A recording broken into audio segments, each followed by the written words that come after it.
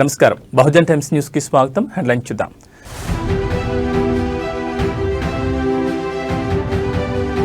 పేదల సేవలో కార్యక్రమంలో అందరూ పాల్గొనాలి. టీడీపీ నేతలకు సీఎం చంద్రబాబు సూచన.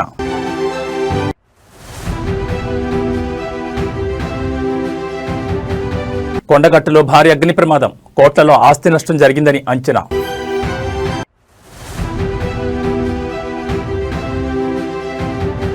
తమిళనాడుపై దిత్వా తుఫాన్ పంజా, దక్షిణ కోస్తా పుదుచ్చేరికి రెడ్ అలర్ట్.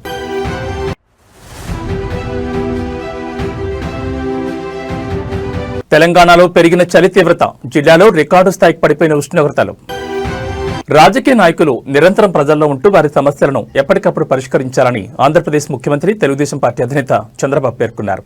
నిరంతరం ప్రజల్లో ఉండేవారే నాయకులుగా రాణిస్తారని ఆయన చెప్పారు. ఈ మేరకు పార్టీ నేతలతో నిర్వహించిన టెలికాన్ఫరెన్స్ లో ఆయన ఈ వ్యాఖ్యలు చేశారు. పేదల సేవలో కార్యక్రమంలో పార్టీ నాయకులందరూ పాల్గొనాలని ఆయన పిలుపునిచ్చారు. నిత్యం ప్రజల్లోనే ఉంటూ ప్రజల సమస్యలను తెలుసుకుంటూ ఎప్పటికప్పుడు పరిష్కరించాలని సూచించారు. పింఛన్ల పంపిణీని పేదల సేవగా భావించాలని నేతలకు తెలిపారు. పేదల సేవలో కార్యక్రమంలో నాయకుల భాగస్వామ్యం ప్రస్తుతం 25,000కు చేరిందని చంద్రబాబు వెల్లడించారు.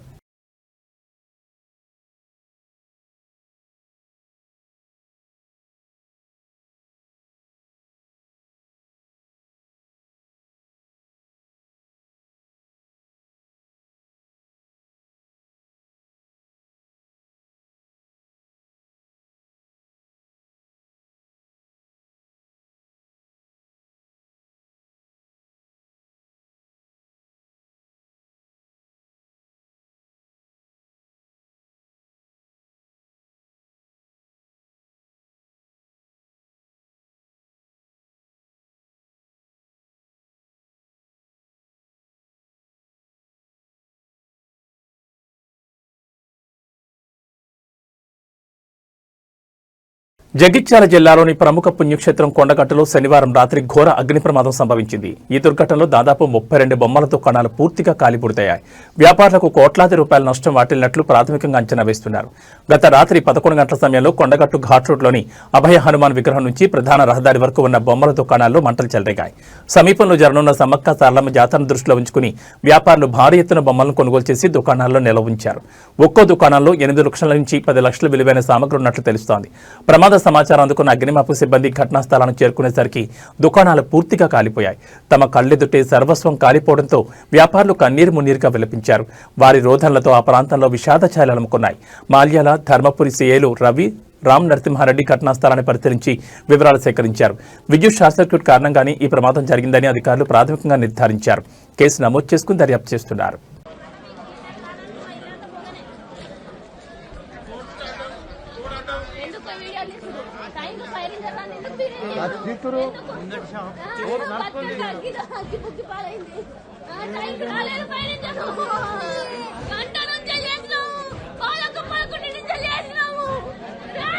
మొత్తం ఘోరం అన్నా ఏంటంటే ఈ వచ్చే వరకు మేము ఆపినా కానీ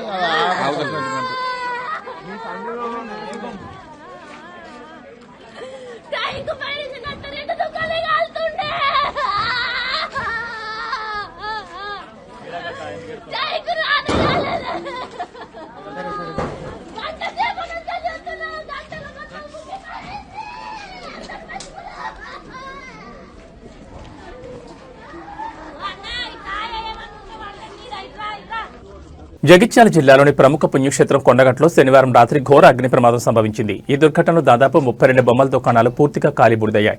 వ్యాపారులకు కోట్లాది రూపాయల నష్టం వాటిల్లినట్లు ప్రాథమికంగా అంచనా వేస్తున్నారు. గత రాత్రి 11 గంటల సమయంలో కొండగట్టు ఘాట్ రోడ్లోని అభయ హనుమాన్ విగ్రహం నుంచి ప్రధాన రహదారి వరకు ఉన్న బొమ్మల దుకాణాల్లో మంటలు చెలరేగాయి. సమీపంలో జరగనున్న సమ్మక్క సారలమ్మ జాతరను దృష్టిలో ఉంచుకుని వ్యాపారులు భారీ ఎత్తున బొమ్మలు కొనుగోలు చేసి దుకాణాల్లో నిల్వ ఉంచారు. ఒక్కో దుకాణంలో 8 లక్షల నుంచి 10 లక్షల విలువైన సామగ్రి ఉన్నట్లు తెలుస్తోంది. ప్రమాద సమాచారం అందుకున్న అగ్నిమాపక సిబ్బంది ఘటనా స్థలానికి చేరుకునేసరికి దుకాణాలు పూర్తిగా కాలిపోయాయి. తమ కళ్ళెదుటే సర్వస్వం కాలిపోవడంతో వ్యాపారులు కన్నీరు మున్నీరుగా విలపించారు. ప్రమాదంలో షాపులు పూర్తిగా కాలిపోవడంతో తాము అన్ని కోల్పోయామని బాధితులు కన్నీరు మున్నీరయ్యారు. జీవితంలో మళ్లీ ఎలా నిలదొక్కుకోవాలో తెలియక తమ పరిస్థితిని చూసి వారు బోరుమన్నారు. ఈ ఘటనపై అధికారులు తక్షణమే స్పందించి నష్టపోయిన బాధితులను ఆదుకోవాలని, అలాగే అగ్నిమాపక శాఖ పనితీరుపై విచారణ జరిపించాలని స్థానికులు డిమాండ్ చేస్తున్నారు.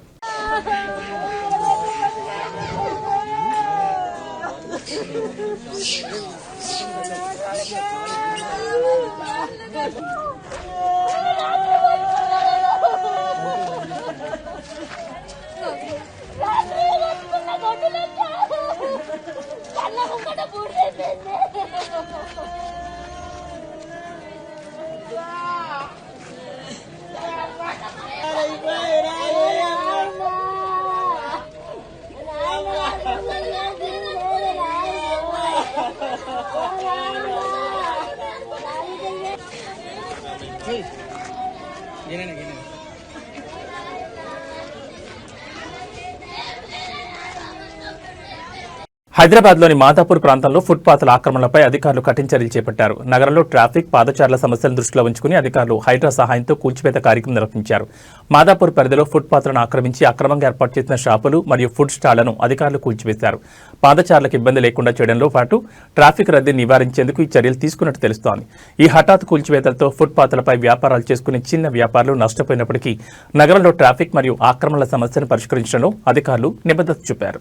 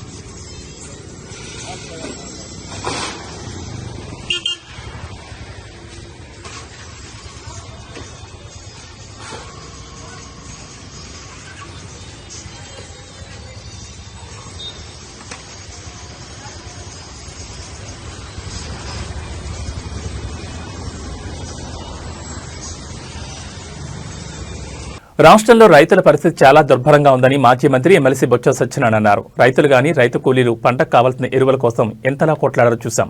బ్లాక్ మార్కెట్లో ఎరువులు కొనుక్కుని పంట పండించిన పరిస్థితి ఏర్పడింది. ఆ పంట చేతికొచ్చిన తర్వాత ప్రకృతి వైపరీత్యాల వల్ల నష్టపోయారు. ప్రభుత్వం ఎక్కడ రైతులను ఆదుకున్న దాఖలాలు కనపడడం లేదని ఎద్దేవా చేశారు. చేతికొచ్చిన పంటను అమ్ముకుందాం అనుకుంటే గత 8 ఏళ్లలో ఎన్నడూ లేని విధంగా ఇబ్బందులను రైతులు ఎదుర్కొంటున్నారు. ఏ పంటకు కూడా గిట్టుబాటు ధర లేదు. అరటి, మొక్కజొన్న, పొగాకు, పత్తి ఏ పంటకు కూడా సరైన గిట్టుబాటు ధర లభించడం లేదన్నారు. ముఖ్యంగా ఉత్తరాంధ్రలో చెరుకుకు ప్రత్యామ్నాయంగా మొక్కజొన్న పంట వేసుకుంటున్నారు. గత ప్రభుత్వ హయాంలో పంటకు కొనుగోలులో ఇబ్బందులు వస్తే వెంటనే ప్రభుత్వం కొనుగోలు కేంద్రాలను ఏర్పాటు చేసిందని బొత్స సత్యనారాయణ పేర్కొన్నారు. వాస్తవంగా అవసరమైతే చెక్ చేసుకోండి, రీచెక్ చేయండి, క్రాస్ చెక్ చేయండి. కొన్ని పత్రికలు, కొన్ని టీవీలు అదే పనిగా దీన్ని ప్రజలు వ్యతిరేకిస్తారని చెప్తున్నారు. వాస్తవానికి కుటుంబంలోని నాయకులు కూడా, పెద్దలు కూడా, ఆ ప్రజల సానుభూతిపరులు కూడా వచ్చి వీటి మీద స్వచ్ఛందంగా వచ్చి వాళ్ళు కూడా పాల్గొంటున్నారు, సంతకాలు చేస్తున్నారు. ఇది గ్రామీణ ప్రాంతాల్లో కానీ పట్టణ ప్రాంతాల్లో జరుగుతున్న విషయం అని చెప్పాం. ర్యాండమ్ చెక్ చేసుకోండి మీకు ఇచ్చిన తర్వాత అని చెప్పాం. లేదు అంటే ఇప్పుడే ఓ టీం పంపించుకొని క్రాస్ చెక్ చేయండి జరుగుతున్న కార్యక్రమాన్ని అని చెప్పాం. ఎందుకంటే ఇది ప్రజా అవసరానికి సంబంధించింది. ఇదేమో రాజకీయ కోణంలో, రాజకీయ లబ్ధి కోసమో, రాజకీయ స్వార్థంతో చేస్తున్న కార్యక్రమం కాదు. ఈ రాష్ట్రంలో ఒక ప్రధాన ప్రతిపక్షంగా, ఒక బాధ్యతగా ప్రజల తరఫున ప్రజల ఆలోచనని, ప్రజలతో నష్టాన్ని పాడవలసిన బాధ్యత మాకుంది కాబట్టి ఈ కార్యక్రమాన్ని చేస్తున్నాం. నైరుతి బంగాళాఖాతం శ్రీలంక తీరంలో కొనసాగుతున్న దిత్వా తుఫాన్ తమిళనాడుపై పంజా విసురుతోంది. తమిళనాడులో శనివారం అర్ధరాత్రి నుంచి భారీ వర్షాలు కురుస్తున్నాయి. చెన్నై, చెంగల్పట్టు, కాంచీపురం, తిరువళ్లూరు, కడలూరు, మైలాడుతురై, నాగపట్నం, రాఘనాథపురం, తంజావూరు, తిరువారూరు, కోయంబత్తూరులో కుండపోత వర్షాలు పడుతున్నాయి. భారీ వర్షాలతో చెన్నై ఇంటర్నేషనల్ ఎయిర్పోర్ట్లో 62కు పైగా విమాన సర్వీసులు రద్దయ్యాయి. చెన్నై శ్రీలంక విమాన సర్వీసులు రద్దయ్యాయి. నైరుతి బంగాళాఖాతం, ఉత్తర తమిళనాడు తీరంలో దిత్వా తుఫాన్ కొనసాగుతోంది. పుదుచ్చేరికి దక్షిణ ఆగ్నేయంగా 150 కిలోమీటర్ల దూరంలో, దక్షిణంగా చెన్నైకి 250 కిలోమీటర్ల దూరంలో తుఫాన్ కేంద్రీకృతమైంది. మరికొన్ని గంటల్లో తీవ్ర వాయుగుండంగా మారే అవకాశం ఉంది. దీంతో దక్షిణ కోస్తా, తమిళనాడు, పుదుచ్చేరి రాష్ట్రాలకు వాతావరణ శాఖ రెడ్ అలర్ట్ జారీ చేసింది. గత 6 గంటల్లో గంటకు 5 కిలోమీటర్ల వేగంతో ఉత్తరం వైపు కదిలి కారైకల్కు తూర్పున 80 కిలోమీటర్లు, జాఫ్నాకు ఈశాన్యంగా 140 కిలోమీటర్లు, పుదుచ్చేరికి ఆగ్నేయంగా 160 కిలోమీటర్లు, చెన్నై దక్షిణంగా 250 కిలోమీటర్ల దూరంలో కేంద్రీకృతమైంది. రాబోయే 24 గంటల్లో ఉత్తర తమిళనాడు, పుదుచ్చేరి తీరాలకు సమాంతరంగా దాదాపు ఉత్తరం వైపు కదిలే అవకాశం ఉంది.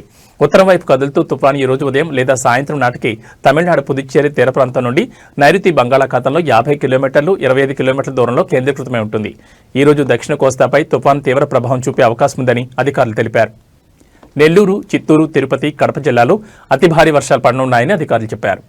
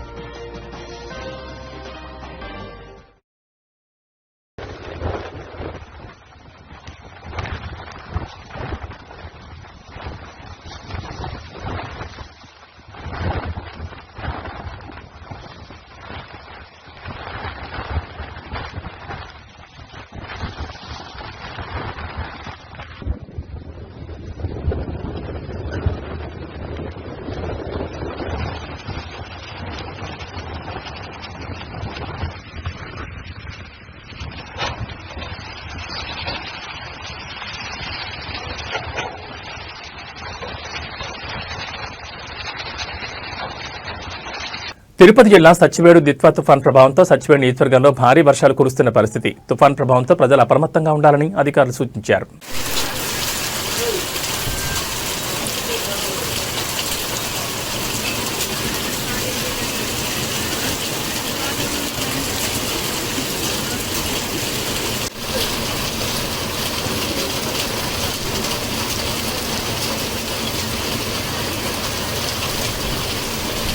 తెలంగాణ రాష్ట్రంలో గడిచిన 4 రోజుల్లో మరోసారి చలి తీవ్రత గణనీయంగా పెరిగింది. వాతావరణ శాఖ ప్రకారం ఈ రోజు ఉదయం మెదక్ నగరంలో అత్యల్పంగా 10 డిగ్రీల సెల్సియస్ ఉష్ణోగ్రత నమోదు కాగా, పటాన్ చెరువు, హనుమకొండ, రామగుండం, నిజామాబాద్, హైదరాబాద్లలో కూడా సాధారణం కంటే తక్కువ ఉష్ణోగ్రతలు నమోదయ్యాయి. గత వారం రోజులుగా నమోదైన ఉష్ణోగ్రతలతో పోలిస్తే రాష్ట్రంలోని చాలా ప్రాంతాల్లో కనిష్ట ఉష్ణోగ్రతలు సగటున 2 నుంచి 4 డిగ్రీల వరకు తగ్గినట్లు వాతావరణ నిపుణులు చెబుతున్నారు. పగటి ఉష్ణోగ్రతలు కూడా స్వల్పంగా తగ్గడంతో ఉదయం, సాయంత్రం వేళలో చలిగాలుల ప్రభావం స్పష్టంగా కనిపిస్తోంది. బంగాళాఖాతంలో ఏర్పడిన దిత్వా తుఫాన్ కారణంగా ఏపీ మీదుగా తెలంగాణ రాష్ట్రంలో చల్లని గాలులు వీస్తున్నాయి. దీంతో రాష్ట్రంలో వాతావరణ పరిస్థితులు మారి చలి తీవ్రత పెరిగింది. సాధారణంగా తూర్పు లేదా ఆగ్నేయ దిశ నుంచి వచ్చే గాలులు తీర ప్రాంత తుఫాన్ల తర్వాత చల్లబడతాయి. తుఫాన్ తీరం దాటిన తర్వాత ఆ తుఫాన్ వ్యవస్థ యొక్క అవశేషాలు చుట్టుపక్కల ప్రాంతాల వైపు కదిలి రాష్ట్రంపై శీతల, పొడి గాలుల ప్రవాహానికి దారితీస్తాయి. ఈ ప్రభావం వల్ల తెలంగాణలో, ముఖ్యంగా నైరుతి, ఉత్తర జిల్లాలో ఒక్కసారిగా చలి తీవ్రత పెరిగింది. ఈ శీతల గాలుల కారణంగానే ఉష్ణోగ్రతలు వేగంగా పడిపోయినట్లు అధికారులు తెలుపుతున్నారు. ఈ రోజు సాయంత్రం వరకు దిత్వా తుఫాన్ తీరం దాటే అవకాశం ఉండగా మరో 4 రోజుల పాటు చలి తీవ్రత ఇలానే కొనసాగే అవకాశం ఉన్నట్లు అంచనా వేస్తున్నారు.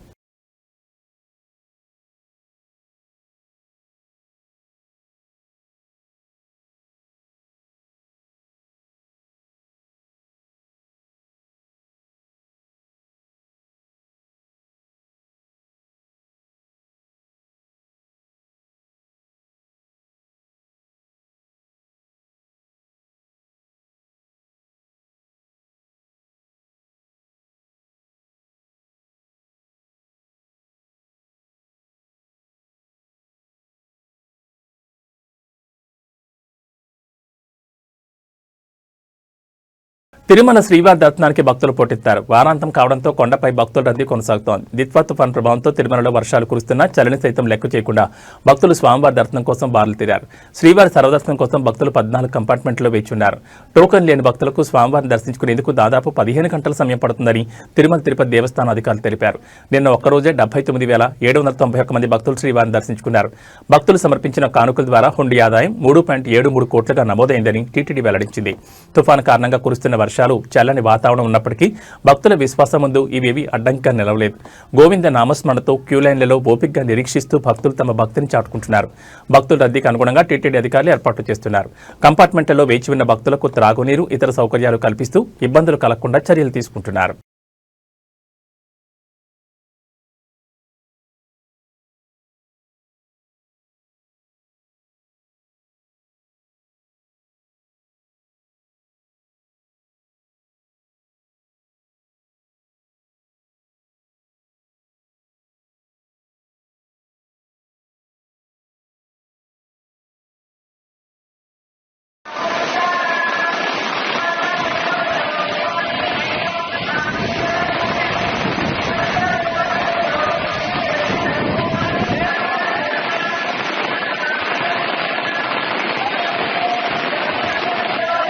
लगे पीछे जाना బిల్డింగ్ కాడ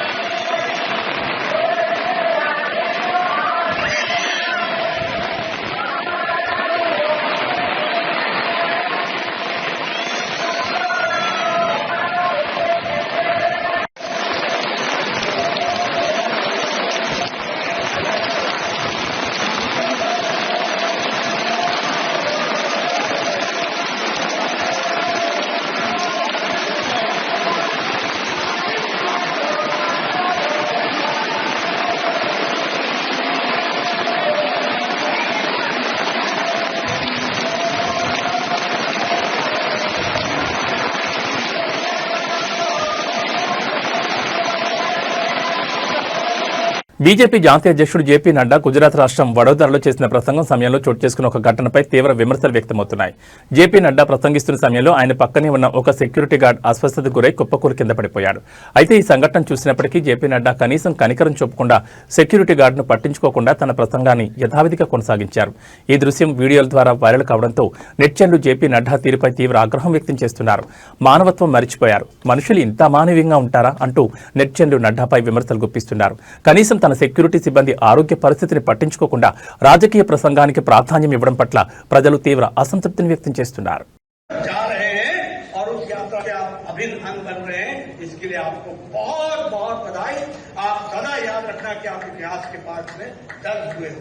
इन्हीं शब्दों के साथ मैं पुनः हमारे आयोजकों को, मनसुख भाई को, उनकी टीम को बहुत बहुत बधाई देता हूं और साथ में आप सब लोगों को इस यात्रा को आगे बढ़ाने के लिए अपनी शुभकामनाएं देता हूं.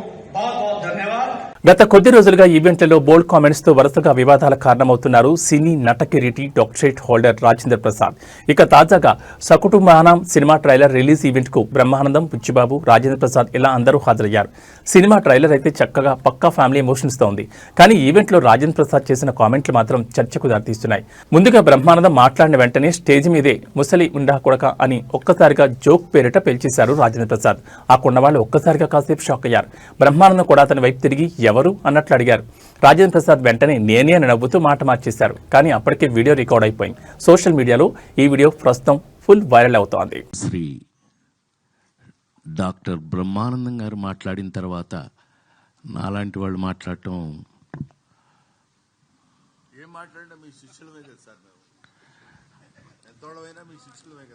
కానీ ముస్లిం కొడుకు కదా నువ్వు. నేను ఏది ఏమైనా ఇవి ఈ బులెటిన్ విశేషాలు. మరో బులెటిన్లో మళ్ళీ కలుసుకుందాం. నమస్కారం.